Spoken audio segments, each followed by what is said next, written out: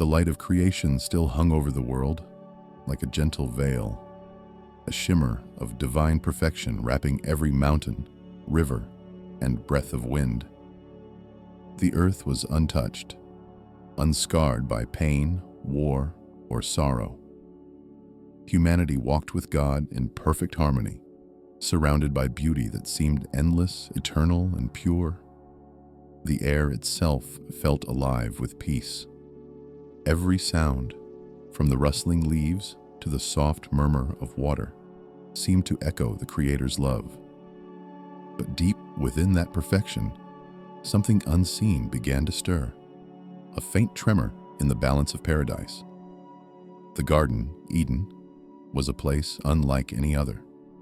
The mountains rose like crowns of glory, the seas swayed to the rhythm of divine breath, and the skies shone a deep, sacred blue that reflected the Creator's majesty. Every creature lived in balance. The lion walked beside the deer, and birds sang without fear. Adam, standing beneath the vast canopy of light, looked upon creation with wonder. Every color, every scent, every heartbeat around him whispered that he belonged. Eve stood by his side, radiant and serene, her smile mirroring the joy of the world itself. Animals approached her with trust, as if recognizing something divine within her. In that garden, time felt still. Morning light lingered without end, and shadows brought no fear. Adam turned to Eve and said softly, "All of this was given to us. We were not only created, we were loved." Eve's eyes glistened, not with sorrow, but with awe, tears born of gratitude for a world so full of grace. They knew creation was not merely a gift, it was the reflection of God's heart. And for a moment, they stood in the center of perfection, without doubt, without pain, without fear. But somewhere in that stillness, a seed of something darker took root. A whisper, quiet and subtle, wound its way into Eve's heart. It was a question, soft as the breeze but heavy with intent. The serpent appeared among the trees, its form beautiful, its voice like music, and yet its words carried poison. "Did God really say?" That single question fractured trust. The thought spread through Eve's mind like fire through dry grass. Doubt was born. The choice came swiftly. With one act of disobedience, the harmony of creation shattered. The garden fell silent. The air, once filled with laughter and song, now carried the weight of loss. Adam and Eve stood at the threshold of a broken world.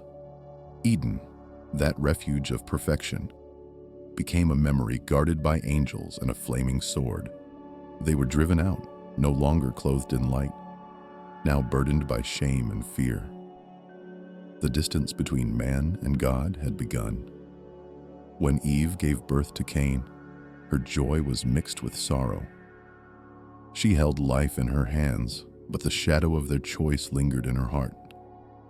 The birth of a child should have been pure celebration, yet it came with the ache of knowing that the world had changed forever. Sin had already touched their lineage. Cain grew strong but proud, his eyes always turned inward, his heart restless. Abel, his brother, was different, humble, sincere, his soul aligned with the Creator. When it came time to offer gifts to God, Abel brought the finest of his flock, a sacrifice born of love and faith. "I will offer my best," he whispered, laying his gift before the altar. Cain watched, bitterness burning inside him. His own offering, fruit gathered without care, was given from duty, not devotion. He kept the best for himself and gave God what was left. And when the Lord looked upon Abel's offering with favor, but turned away from Cain's, jealousy took root. Rage consumed him. Abel's innocence became an unbearable mirror reflecting Cain's corruption. Out in the field, Beneath the same sun that had once blessed them, Cain's envy erupted into violence. With trembling hands and a heart turned to stone, he struck his brother down. The earth, once a cradle of life, became a grave. Abel's blood sank into the soil and cried out to heaven. The world itself seemed to mourn. The wind stilled, the trees trembled, and silence hung heavy like grief. God's voice broke through that silence. "Cain, where is your brother?" But Cain's answer was defiant. "Am I my brother's keeper?" God's sorrow turned to justice. Cain was marked, not killed, but condemned to wander, carrying the weight of his guilt through the wilderness of a broken world. He left its family, his home, his past. The eyes of his mother wept, the silence of his father grieved, and humanity took its first step away from paradise. Generations passed. Cain's descendants built cities, learned to forge tools, play music, and shape art. Humanity expanded across fertile plains, raising kingdoms and monuments to their own glory. The earth buzzed with progress. The clanging of metal, the rhythm of hammers, the melody of flutes. But beneath that music was dissonance. The same pride that felled Cain now pulsed through mankind. Men began to worship creation instead of the Creator. They carved idols, built temples of stone, and offered sacrifices not out of faith but fear. The true relationship with God was gone. Offerings were routine, prayers were hollow. What began as worship had turned into ritual, and sin, like a dark vine, crept into every corner of the human heart. Tribes grew into nations. Rulers rose, calling themselves divine. The story of Eden, the memory of walking with God, became myth, a tale told by the few who still remembered. But most no longer cared. They were too busy chasing power, building monuments, naming the stars, and controlling the elements. The spark of divine love faded beneath the weight of ambition. Yet, amid this spreading darkness, a faint light flickered. In the days of Enosh, people began once again to whisper the name of the Lord. It was quiet, a murmur against the noise of corruption, but it mattered. For the first time in generations, hearts turned back, even if only a few. The flame of faith still burned, fragile yet alive. But creation itself was changing. The trees no longer sang as before. The rivers ran slower, burdened by the sins of men. The sky, once radiant, dimmed with sorrow. The animals grew wary, their eyes reflecting fear. Even the ground seemed restless, as if the earth itself mourned. The weight of human choice had scarred the world. Then came the whispers. Strange tales spreading through the lands. Stories of beings who descended from the heavens, shining like fire, eyes like stars. The Watchers, they were called. Celestial beings sent to observe, not interfere. But something in them changed too. "Behold, how beautiful are the daughters of men," they murmured, their gaze turning from heaven to earth. 200 of them, bound by desire, made a pact atop Mount Hermon. They swore to descend and take human wives, defying the laws of heaven. And so began an age unlike any before, an age of forbidden union and growing corruption. When they arrived, the world gasped. Their brilliance blinded the eyes of mortals. Their voices rumbled like soft thunder. Women adored them. Men feared them. They were worshipped as gods. And from their union with humankind came children of immense size and strength. The Nephilim, the giants. They were not men nor angels, but something in between. Beings of power and arrogance, whose hunger knew no end. They devoured the earth's abundance, then turned on its people. The fertile lands became places of blood. Humanity, terrified, submitted. The giants built cities and demanded worship. Knowledge given by the Watchers, wisdom meant to guide, became tools of domination. Witchcraft, astrology, enchantments, even the manipulation of life itself spread like disease. The skies grew dark, the earth shuddered, and one among the Watchers, Azel, taught men to forge weapons, to turn iron into instruments of death. He taught women the arts of seduction, the power of paint and adornment. What had been pure became corrupted. War became art. Lust became religion. Blood became offering. The world sank deeper into shadow. Amid this chaos, abominations were born, hybrids of monstrous form, neither divine nor human. They prowled the earth with iron skin and burning eyes, voices that drove men to madness. Creation itself screamed in anguish. The beauty that had once been harmony was now horror. The fall had widened beyond redemption, and in the midst of this ruin, humanity no longer resembled the image of God. Pride replaced humility, curiosity became corruption, and faith was reduced to legend. Man sought power instead of peace, worshipped creation instead of the Creator, and called darkness wisdom. It was then, as the heavens dimmed and the earth groaned beneath sin's weight, that judgment began to stir. They descended in splendor, faces shining like fire, eyes glimmering with the reflection of stars. The Watchers came clothed in glory, and the world bowed before them. Humanity, in its blindness, called them gods. They brought secrets not meant for mortal hands, the forging of metal, the art of war, the shaping of stones and jewels, the mysteries of herbs and constellations. What was meant for understanding became obsession. What was meant to enlighten became idolatry. Men built temples in their honor, raising towers that clawed at the sky. Women adorned themselves with gold and perfume, seeking the attention of the celestial visitors. The Watchers, once divine observers, now basked in the worship of mankind. Pride devoured their purpose. Each took a domain, ruling over tribes and cities, shaping humanity in their own image. Azel, the warrior, taught men to craft weapons, blades and shields that gleamed with death. Simyaza revealed the secrets of language and spellcraft, twisting knowledge into power. Barakil showed the stars' hidden paths, teaching divination and fate.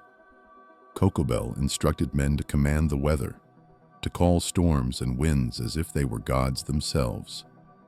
Each Watcher carried their own heresy, and mankind followed eagerly, drunk on forbidden wisdom. The Watchers became kings over the nations. Their voices echoed in temples and assemblies.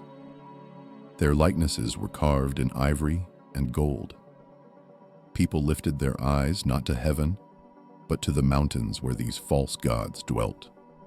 Lightning was seen as their anger, thunder as their voice. And from them came the giants, the Nephilim, creatures of terrifying majesty and horror. Their bodies were vast, their strength unmatched, their hearts cold. They were half divine, half mortal, born of rebellion. Their voices made the earth tremble. Their eyes blazed like molten metal. They ate the fruit of the land, the flesh of beasts, and finally, the flesh of men. When the world could no longer feed their insatiable hunger, they turned upon one another.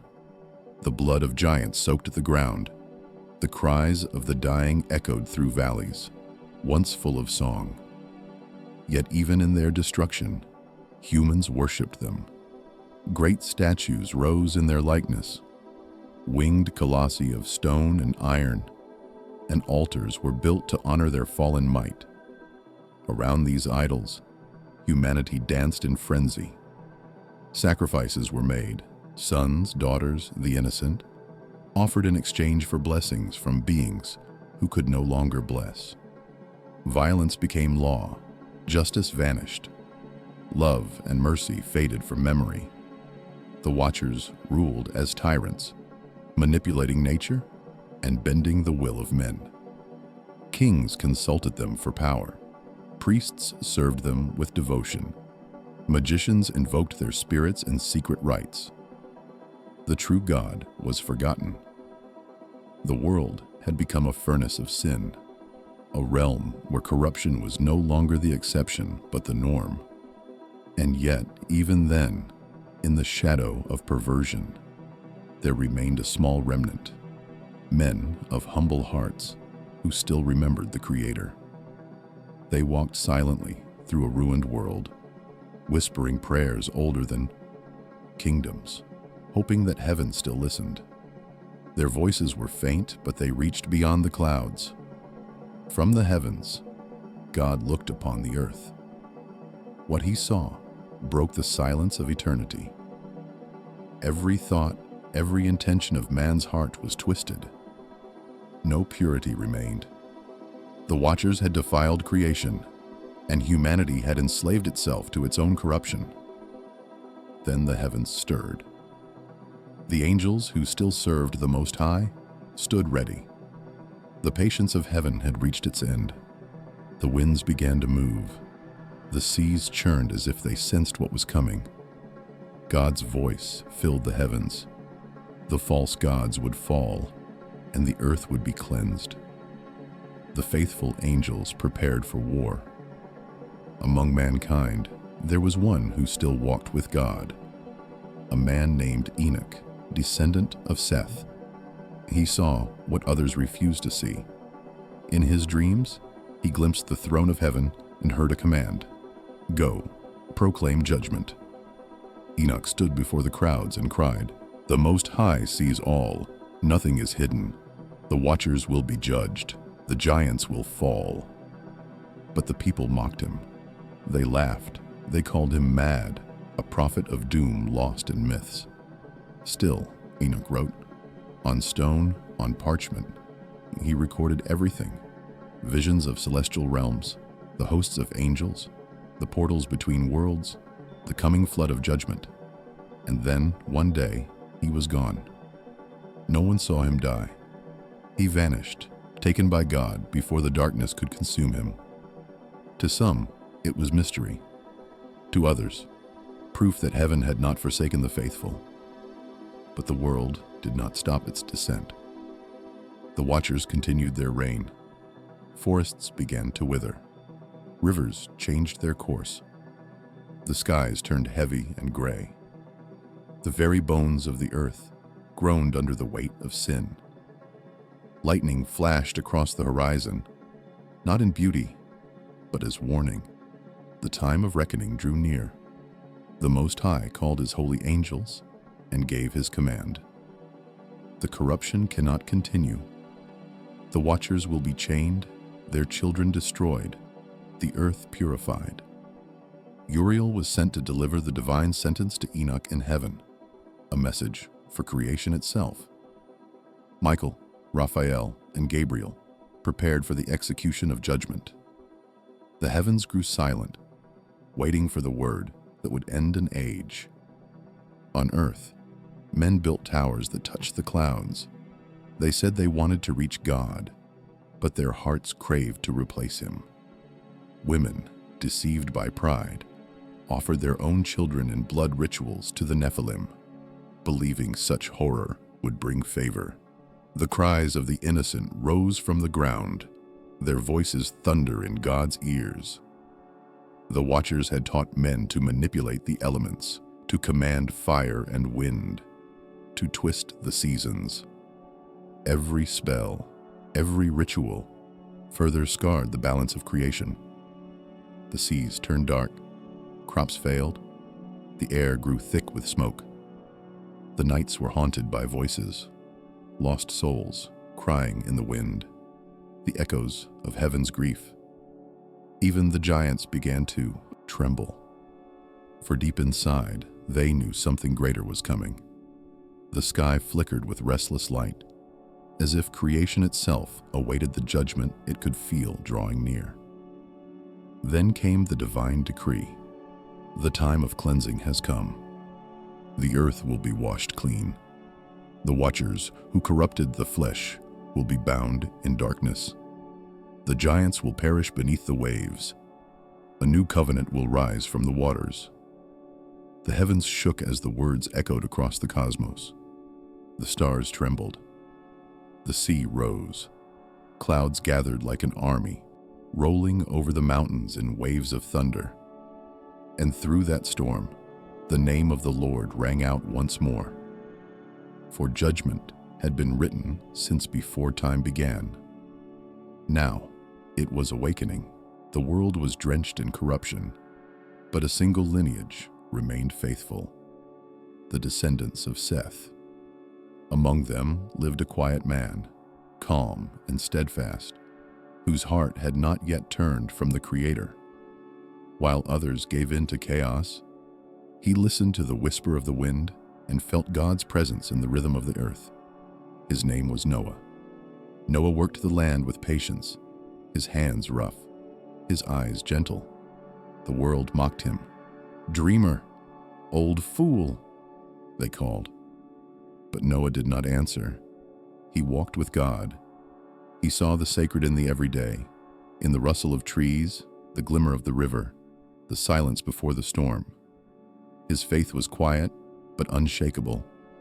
His sons, Shem, Ham, and Japheth, followed him, learning reverence in a world that had forgotten it. While others worshipped idols, they built altars of the heart. And then, one night, the heavens opened. The darkness shimmered with colors never seen before. The air pulsed with light. A presence descended upon Noah, mighty yet gentle, and a voice thundered within his soul. "The end of all flesh has come before me.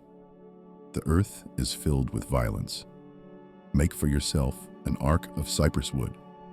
Noah fell to his knees. "Lord, how will this be?" "I will give you the measure," said the voice. "I will make my covenant with you." The next morning, Noah gathered his family. "God has spoken. Judgment will come through water.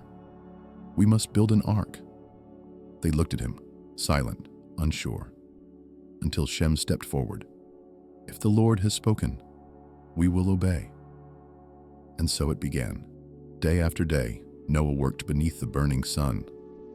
The sound of axes echoed through the valley. The scent of resin filled the air. Villagers passed by, laughing. "He builds a ship where there is no sea." But Noah did not answer. Each hammer strike was an act of faith. Each beam raised a prayer. Around him, the world continued its descent. The Nephilim ruled the cities with violence. Men fought for sport, children were offered in sacrifice, and women were enslaved to the will of the giants. The palaces of the Watchers, warped by their own sin, had become temples of blood and fire. Humanity had turned the earth into a mirror of hell, but heaven did not remain silent. The Most High rose in judgment. Michael, the Prince of Heaven, received his order: "Go down, destroy the giants." He descended not as a flame, but as a living storm. Light and thunder intertwined. Behind him came Raphael, Gabriel, and Uriel, followed by countless hosts of angels, each bearing swords that shone like lightning. The heavens glowed with holy fire as the armies of light prepared to strike. The Watchers, their wives, and their monstrous offspring would face judgment. The age of mercy was ending. The time of reckoning had begun. Michael descended, his brilliance tearing through the clouds, a storm of divine justice blazing across the heavens. The mountains trembled under his presence. The earth quaked as the holies. Legions landed among the valleys once ruled by false gods. One by one, the Watchers were seized, their wings darkened, their glory stripped away. The light they once carried became shadow, and their names, once sung by men, were condemned to silence. Bound in chains of living fire, they were cast beneath the earth. into caverns of stone and darkness, where they would await judgment until the end of time. But for their wives, the women who had shared in their rebellion, punishment came in another form. Their beauty, which had drawn angels from heaven, was taken from them. Their faces faded into pale shadows. Their voices turned to haunting wails that echoed over the waters. Cursed to wander between worlds, they became the sirens of legend. Half woman, half spirit, forever calling to men from the depths, luring them toward the same ruin they once embraced. Their tears fell into the sea, and the waters themselves seemed to mourn. They became the daughters of the abyss, eternal reminders of temptation and consequence. Yet Michael's mission was not complete. The Nephilim, the giants born of rebellion, still walked the earth, their power unchecked, their cruelty unending. They ruled as gods, drinking the blood of the innocent, devouring men and beasts alike. So Michael did not strike them down directly. Instead, he whispered through the winds, sowing division among them. Suspicion grew like poison. Pride turned to envy, envy to madness. One giant accused another of betrayal, and soon the sons of angels turned on themselves. The earth shook with their rage. Mountains split under their blows. Rivers turned red with the blood of the fallen. The air burned with smoke and screams as they destroyed one another. What had been born of corruption was undone by corruption itself. When the last of them fell, silence swept across the valleys. The war of the giants was over. The proud had devoured the proud, and the curse had fulfilled its course. Michael raised his sword to the heavens. A beam of light pierced the clouds, and the voice of God echoed like thunder. Corruption has been cut from the earth. The time of judgment has begun. For a moment, the world stood still. The watchers were imprisoned in the depths. The sirens wept over the seas, and the blood of the Nephilim sank into the soil. But the air was heavy, and the waters began to stir once more. Noah looked to the sky. The wind shifted. The air smelled of rain, though the earth had never seen such a thing. The birds stopped singing, the beasts hid in silence, and the heavens grew darker by the hour. Thunder rolled without lightning, a sound like the breath of judgment itself. Still, Noah worked. Day after day, he and his sons hammered, shaped, and built. The ark rose, massive and mysterious, a fortress of wood in the middle of dry land. People came from every direction to mock him. "Where is your sea, old man?" they jeered. "Has your God lost his way?" Noah didn't answer. His sweat fell with every prayer. The sound of his hammer was his only reply. And then something extraordinary began to happen. From across the earth, animals appeared, pairs of every kind, walking calmly toward the ark. Lions beside lambs, serpents slithering harmlessly past oxen, eagles soaring above doves. It was as though the earth itself obeyed a secret command. The impossible unfolded before human eyes, and yet the people only laughed harder. "Look at him," they shouted, "the mad prophet and his pets." But Noah kept building. His heart was steady, his faith unshaken. At last, the ark stood complete, 3 stories tall, sealed with pitch, silent as a temple. Noah stood before it. His family gathered behind him. Around them, the world still sang its songs of sin. The nights were full of drunken laughter, fires, and feasts to the idols of flesh and stone. But the sky above had changed. The 7th day arrived. The air grew heavy, still, almost holy. Noah felt a peace and a grief. The voice of God came again. "Come, you and all your household, into the ark, for I have found you righteous in this generation." Noah said nothing. He looked to the horizon. then turned to his family. One by one, they entered the ark: Shem, Ham, Japheth, and their wives, stepping into the quiet shelter of salvation while the world continued to celebrate its own doom. Outside, people mocked. "Where is your flood, old fool?" they shouted. But Noah's eyes filled with tears. As the last beam of sunlight faded, the massive door of the ark began to move, slowly, solemnly, by a power no human hand could command. It closed with a deep, echoing sound. Silence followed. Then came the first drop. It struck the dust with a sound like a heartbeat, the heartbeat of judgment. Then another drop, then another. The laughter outside faltered. People looked up, confused, then frightened. The sky no longer smiled. Thunder roared, and lightning split the heavens. The clouds churned like living creatures, eyes of vapor watching the earth below. And then, the heavens broke open. The floodgates of the sky released torrents of water, thick and endless, pouring down like liquid wrath. At the same time, the earth cracked open, and fountains burst forth from below. Water surged upward, meeting the torrents from above. Creation itself was collapsing. The laughter turned to screams. Villages vanished beneath walls of water. The proud towers of the Nephilim fell like sandcastles. Men clung to trees, to stones, to one another, crying out for mercy that would not come. "Noah, open the door. Let us in.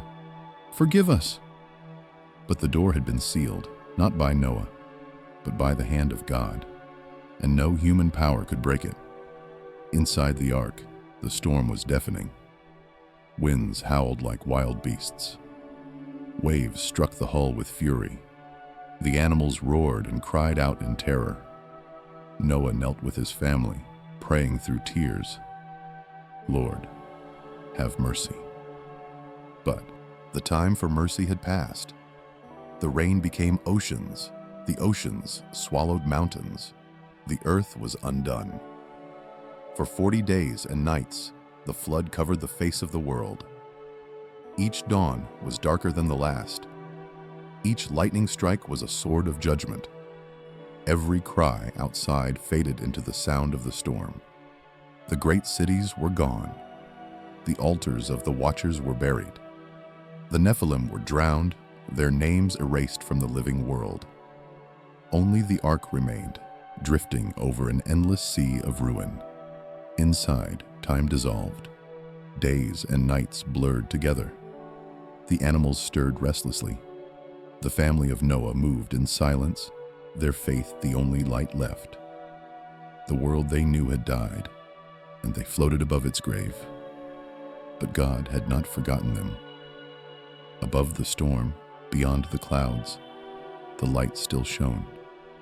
The angels watched over the ark with reverence, for within its walls lay the seed of humanity, the fragile promise of renewal. Gradually, the rain began to weaken. The thunder grew distant, like a beast retreating into the depths. The clouds split apart, and a single ray of sunlight broke through, the first light of a new dawn. The ark drifted upon a calm sea, surrounded by silence. The old world was gone. What remained was waiting to be reborn. Weeks passed. The waters began to recede. The peaks of mountains pierced through the mist, their tips glistening with sunlight. Noah opened a small window and released a raven, then a dove. The dove returned carrying an olive branch in its beak, a sign of peace, a symbol of hope. Noah fell to his knees. Tears filled his eyes. "Thank you, Lord." Soon after, the ark came to rest upon the slopes of Mount Ararat. The door opened, and light flooded in. The air smelled new, clean, alive. One by one, the animals stepped out, blinking in the sunlight, walking across the wet earth that would become their home. Noah followed, his family close behind. He stood on the ground, trembling with gratitude. The same soil that had once borne sin now received blessing. He built an altar of stones and offered a sacrifice. Smoke rose into the sky, not the smoke of destruction, but of devotion. God looked upon it and was pleased. And from the heavens came his promise: never again will I destroy all flesh. As long as the earth endures, there will be seed time and harvest, cold and heat, summer and winter, day and night. Then the sky blazed with color, an arc of light stretching across the horizon, the first rainbow. It was a covenant between heaven and earth, an eternal reminder that even when judgment comes, mercy follows. The flood had not been the end. It was a beginning, the world's rebirth through water and grace. The ark was more than survival. It was the womb of humanity, carrying life through the storm. And so, beneath that radiant arc of promise, the earth began anew. Shoots of green pushed through the mud. Rivers carved new paths. The sun warmed the soil, and birds sang over the hills. Noah's sons worked the land. Their wives gathered seeds, built fires, and sang songs of hope into the evening air. Though the world bore scars, life was returning. Noah stood quietly, watching the horizon blaze with light. He knew that evil still lingered in human hearts, but he also knew that God's love was greater. The age of giants and fallen angels had ended, buried beneath the waters. And from the ark stepped not just survivors, but the founders of a new world. The flood had washed away corruption, but what it left behind was something even more powerful: a promise. The promise that light would always rise again, and that mercy, even after judgment, would never die.